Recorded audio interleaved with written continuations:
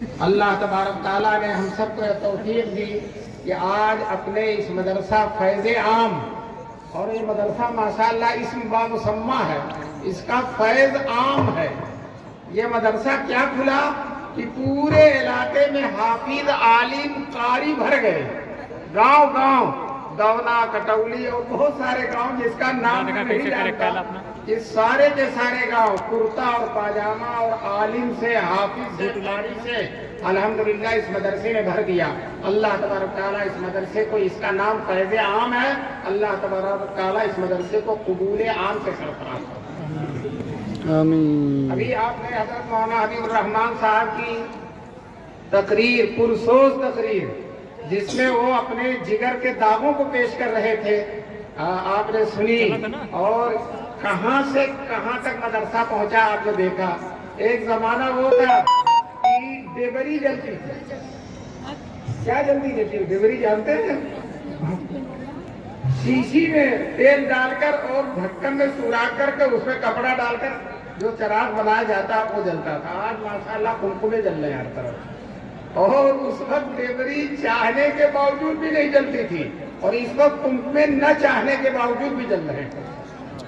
یہ اللہ کا فضل و کرم ہے، احسان ہے۔ دیکھو دوستو، قرآن کی برکت ہے، دینی تعلیم کی برکت ہے۔ جہاں قرآن کی برکت ہوتی ہے اور قرآن کی جہاں تعلیم ہوتی ہے، وہاں اللہ کی رحمتیں جھوم جھوم کے برستی ہیں۔ اللہ کی رحمتیں جھوم جھوم کے برستی ہیں۔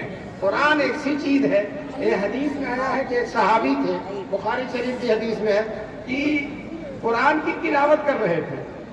اب تلاوت کر رہے ہیں اور ان کا گھوڑا اچھلنے لگا، گھوڑا بندھا ہوا تو اچھلنے لگا، اب زیادہ اچھل کود کر رہا، انہوں نے تلاوت بند کر دی، گھوڑے نے اچھلنا بند کر دیا۔ پھر انہوں نے تلاوت شروع کی، گھوڑے نے پھر اچھلنا شروع کر دیا۔ اب بار بار جہاں تلاوت بند کرتے ہیں گھوڑا صحیح چپ چاپ کھڑا ہو جاتا ہے، اور جہاں تلاوت کرتے ہیں گھوڑا اچھلنا شروع ہو جاتا ہے۔ تو انہوں نے سوچا کہ میرا بیٹا زید وہاں سویا، وہ چھوٹا سا بیٹا سویا، گھوڑا اپنی اچھل کود میں میرے بیٹے کو کچل نہ دے۔ اٹھے ہیں کہ بچے کو اٹھائیں، اب بچے کو اٹھانے اٹھے ہیں، نظر آسمان کی طرف گئی تو نور کے قمقمے، نور کے ٹکڑے کافی مقدار میں آسمان کی طرف، زمین سے آسمان کی طرف بڑھے چلے جا رہے ہیں۔ عجیب ماجرا لے کر صبح آ کر جناب رسول پاک صلی اللہ علیہ وسلم سے کہا کہ اللہ کے رسول، رات یہ ماجرا ہوا، میں قرآن پڑھ رہا تھا اور اٹھ کر بچے کو، گھوڑا اچھل رہا تھا، گھوڑے کے اچھلنے سے مجھے بچے کے کچلنے کا ڈر ہوا، تو میں نے اٹھ کر بچے کو اٹھانا چاہا تو نظر آسمان پر پڑی، تو میرے گھر کے اوپر سے لے کر آسمان تک بہت زیادہ نور کے قمقمے اڑتے چلے جا رہے تھے۔ تو حضور صلی اللہ علیہ وسلم نے کہا، اے حذیر کے لڑکے اسید، جو اسید ابن حذیر صحابی ہیں، اے حذیر کے لڑکے اسید، قرآن پڑھنا مت بند کر، یہ اللہ کی رحمت کے فرشتے تھے، یہ اللہ کی رحمت کے فرشتے تھے جو تیری تلاوت سننے کے لیے قرآن کریم سے اترے تھے۔ اب بتاؤ، ایک مسلمان قرآن کی تلاوت کرتا ہے اور اللہ کے رحمت کے فرشتے دھوم کے ساتھ اترتے ہیں، جم غفیر ان کا اترتا ہے، پورا مجمع اترتا ہے قرآن کی تلاوت سننے کے لیے۔ پھر حضور صلی اللہ علیہ وسلم نے کہا، اگر تم صبح تک قرآن کی تلاوت کرتے رہتے، بند نہ کرتے، تو اہل مدینہ کھلی آنکھوں ان فرشتوں کو دیکھ لیتے، کھلی آنکھوں ان فرشتوں کو، جب تک تم پڑھتے رہتے یہ فرشتے جاتے نہیں۔ تو دوستو، قرآن کی برکت کی شان ہی عظیم ہے۔ آپ دیکھیے اس مدرسے کی قرآنی خدمت، ایمانی خدمت، روحانی خدمت، علمی خدمت، دینی خدمت، شرعی خدمت، اللہ تبارک تعالیٰ نے مختلف گوشوں سے اس مدرسے کو خدمت کی توفیق نصیب فرمائی ہے۔ ابھی آپ کے سامنے یہ 55 بچے ہیں، گن لیجئے گا کتنے بچے ہیں، 55، اور اس میں بہت سے بچے نہیں آئے ہیں۔ یہ 55 بچے قرآن کریم کے حافظ ہوئے ہیں۔ آپ ذرا بتلاؤ مسلمانوں، اس مدرسے کی خدمات عظیم شان ہے کہ نہیں ہے؟ ارے آپ بتاؤ، بولو ہیں کہ نہیں ہیں؟ وہ ہیں انشاءاللہ۔ چنانچہ یہ اتنے 55 بچے جن کے سینے میں قرآن محفوظ ہو، ایک بچہ، اب میں اپنی تقریروں میں ایک واقعہ اکثر سناتا ہوں، ایک مدرسہ تھا، چھپروں کا مدرسہ تھا، گھاس پھوس کا بنا ہوا، 4 بچے قرآن کے حافظ ہوئے تھے۔ محترم صاحب اتنا خوش تھے، اتنا خوش تھے، خوشی سے پھولے نہیں سما رہے تھے، خوشی سے پھولے نہیں سما رہے تھے۔ جب رپورٹ سنانے کے لیے کھڑے ہوئے تو چھپروں کی طرف اشارہ کر کے کہا ان چھپروں کو دیکھو، ان چھپروں نے 4 بادشاہ پیدا کیے۔ آج الحمدللہ اس مدرسے میں جو چھپروں سے شروع ہوا تھا اور آج شاندار ہے، الحمدللہ 55 بادشاہ پیدا کیے، 55 بادشاہ پیدا کیے۔ سچ کہتا ہوں بادشاہ ان بچوں کا مقابلہ نہیں کر سکتا۔ کیوں؟ بادشاہ آج ہے کل بھی رہے گا، ارے بولو رہے گا کل بھی نہیں رہے گا، مشینوں نے ساتھ چھوڑ دیا تو ختم، رہے گا ہی نہیں دوستو۔ اور یہ بچے آج بھی حافظ ہیں، قبر میں بھی حافظ رہیں گے اور میدان محشر میں بھی حافظ رہیں گے، اور میدان محشر میں ان بچوں کی شان ہوگی، ان کا بڑا رتبہ ہوگا۔ حدیث میں رسول پاک صلی اللہ علیہ وسلم فرماتے ہیں ایک حافظ قرآن اپنے خاندان کے 10 ایسے آدمی جن کے لیے جہنم میں جانا طے ہو چکا ہے، جہنم کا فیصلہ ہو چکا، وہ جہنم میں جانے والے ہیں، اس حافظ قرآن کی شفاعت کی برکت سے اللہ تبارک تعالیٰ ان 10 جہنمیوں کو جنتی بنا دے گا۔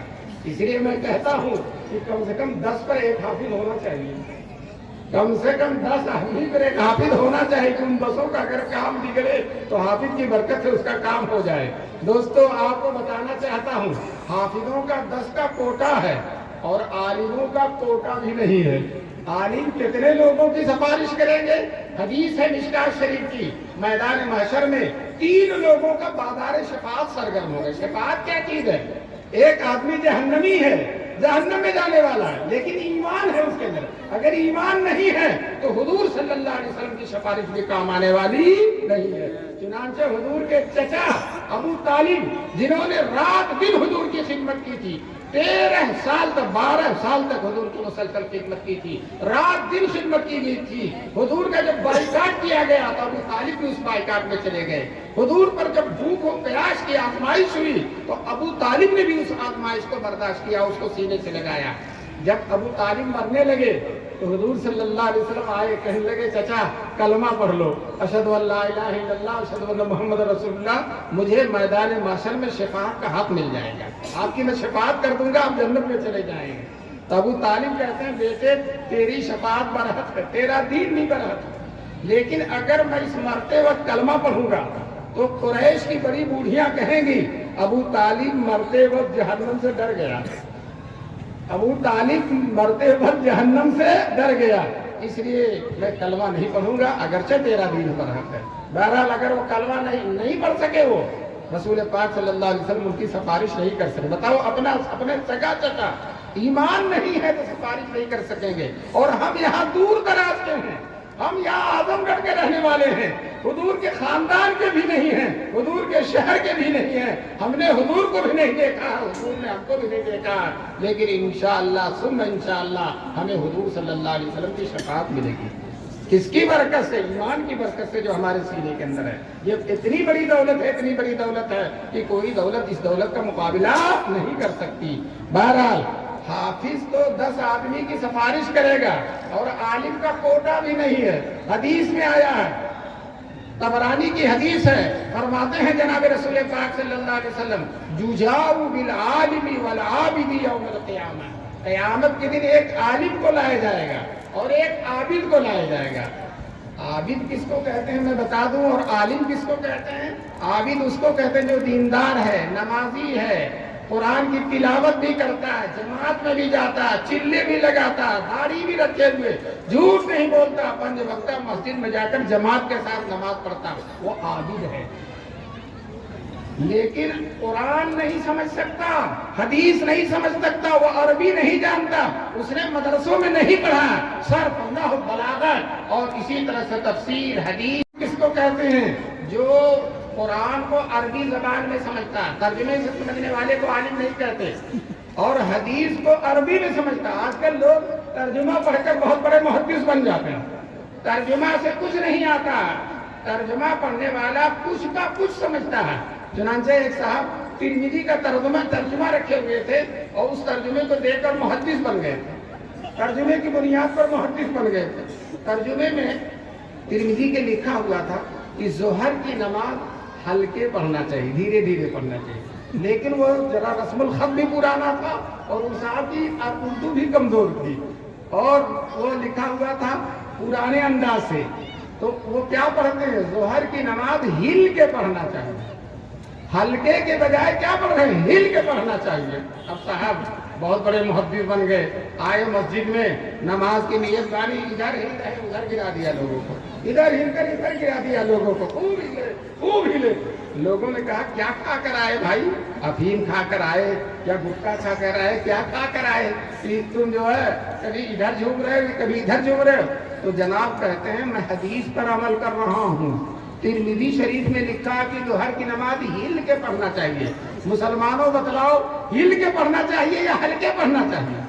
हल्के ने, लेकिन उनको इतनी भी समझ नहीं, पता चला तर्जुमे से कुछ नहीं आता, न किताबों से न वाज़ों से न सर से पैदा, दीन होता है बुजुर्गों की नजर से पैदा। तो आलिम उसको कहते हैं जो अरबी में कुरान समझता है, अरबी में हदीस समझता है, अरबी मदरसों में पढ़ा है, दारुल उलूम देवबंद से फारिग है, मदाहिरुल उलूम सहारनपुर से फारिग है, नदवतुल उलमा से फारिग है, बड़े बड़े या छोटे जहाँ मदरसे बुखारी शरीफ की तालीम होती वहाँ से वो फारिग है, उसको आलिम कहते हैं। तो आबिद और आलिम दोनों अल्लाह के सामने बुलाए जाएंगे, अल्लाह ताला आबिद भी आएगा और आलिम भी आएंगे। आबिद से तो अल्लाह कहेंगे जाओ चलो चलो जाओ जन्नत में चले जाओ, जल्दी जन्नत में चले जाओ, वो खरामा जन्नत में चला जाएगा। और अभी मौलाना साहब बैठे हुए हैं, अभी मौलाना को कोई हुक्म नहीं दिया जा रहा। शायद हम जैसे लोग जो बहुत जल्दी उलमा से बदगुमान हो जाते हैं, किसी के दिल में ख्याल आए कि मौलाना साहब फंस गए, क्या बात है, आदि तो जन्नत में जा रहा और मौलाना बैठे हुए हैं। दोस्तों अल्लाह ताला उस आलिम से कहेंगे ऐ आलिम उठो, हत्ता तशफा लिन्नास, तुम लोगों की सिफारिश करो, जम्मे गफीर की सिफारिश करो।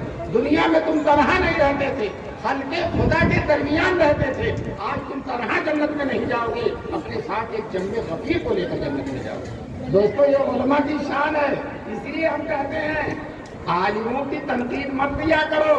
बहुत से लोग, अब मौलाना हबीबुर रहमान ने दूसरा मीनारा नहीं बनवाया तो तनकीद का दरवाजा शुरू हो गया। आलिम पर कदम कदम पर तनकीद, कदम कदम पर। एक मौलाना ने फतवा दिया कि मस्जिद में लालटेन नहीं जलाना चाहिए, उसमें मिट्टी का तेल होता और मस्जिद में फरिश्ते होते हैं, फरिश्ते को तकलीफ होती है। तो एक देहाती जाहिल जो इतना जाहिल था कि मोतीउर रहमान नाम था, लोग मोती मोती कहते थे, मोती मोती कहते, वो मोती साहब ने फतवा दिया कि लगता है किसी मोमबत्ती की फैक्ट्री वालों ने इन मौलवियों से कट कर लिया, इन मौलवियों से पैर कर लिया। थोड़ा देखो कितनी जल्दी उलमा से बदगुमान होते हैं। दोस्तों याद रखो, उलमा से बदगुमानी हमारे दीन इस्लाम की बर्बादी है। ये उलमा हमारे हुजूर के जानशीन हैं, हमारे हुजूर के दीन के खादिम हैं, यही हाफिज बनाते हैं, यही आलिम बनाते हैं, यही कारी बनाते हैं, यही कुरान की हिफाजत करते हैं, हदीसों की हिफाजत करते हैं, शरीयत की हिफाजत करते हैं, हुजूर की सीरत और सुन्नत की हिफाजत करते हैं। इन्हीं के बलबूते से दीन जिंदा है।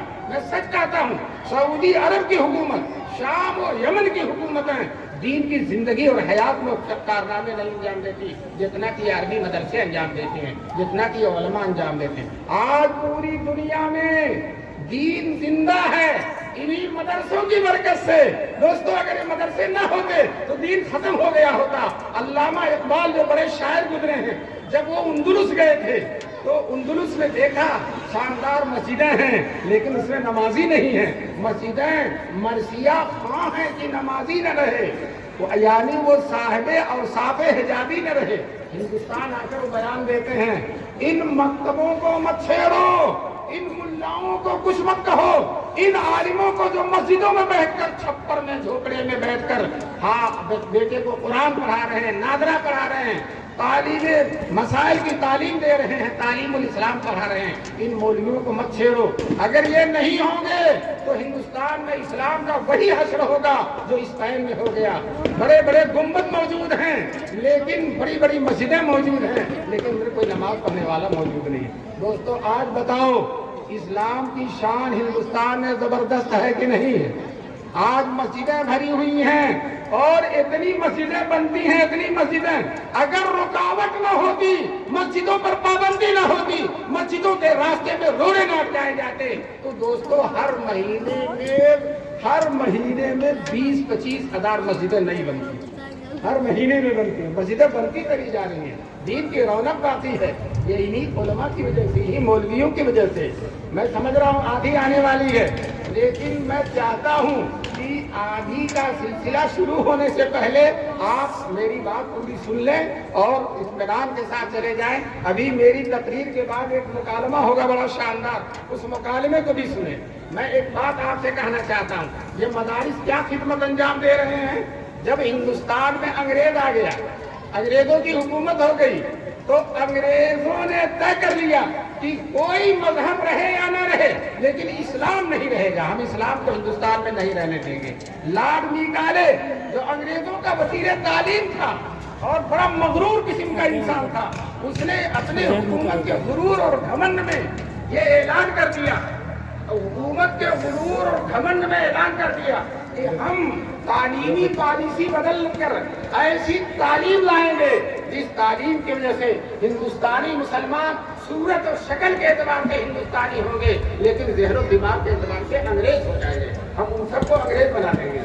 دوستوں، یہ انگریزوں کا اعلان تھا، تخت و تاج کا اعلان تھا، لشکر و سپاہ کا اعلان تھا، لیکن اس کے مد مقابل دیوبند کے بزرگوں نے، مولانا قاسم نانوتوی نے، مولانا رشید احمد گنگوہی نے، حاجی امداد اللہ مہاجر مکی نے بڑی عاجزی کے ساتھ، توکل کے ساتھ، بڑی فروتنی کے ساتھ یہ اعلان کیا، ہم دین کا مدرسہ قائم کر کے، دیوبند کا مدرسہ قائم کر کے ہم ایسے ہندوستانی بنائیں گے جو صورت و شکل کے اعتبار سے ہندوستانی ہوں گے اور ذہن و دماغ کے اعتبار سے مکی اور مدنی ہوں گے۔ میں آپ سے پوچھنا چاہتا ہوں، انگریز کامیاب ہوا یا ہم کامیاب ہو گئے؟ ہم کامیاب ہوئے، انگریز ہمیں انگریز بنا سکا، ہم انگریز بن گئے، لیکن الحمدللہ آج بھی مکی اور مدنی ہے کہ نہیں؟ ہر مسلمان مدینے جانے کی طلب اور تڑپ رکھتا ہے، چنانچہ کہتا ہے دکھا دے یا الہی وہ مدینہ کیسی بستی ہے، دکھا دے یا الہی وہ مدینہ کیسی بستی ہے جہاں پہ رات دن مولا تیری رحمت برستی ہے۔ بڑے شوق سے کہتا مدینہ جاؤں پھر آؤں، مدینہ پھر جاؤں، تمام عمر اسی میں تمام ہو جائے۔ میں آپ سے پوچھنا چاہتا ہوں، مدارس کی تحریک کامیاب ہوئی کہ نہیں ہوئی؟ ارے ہوئی کہ نہیں ہوئی؟ زبردست طریقے سے کامیاب ہوئی۔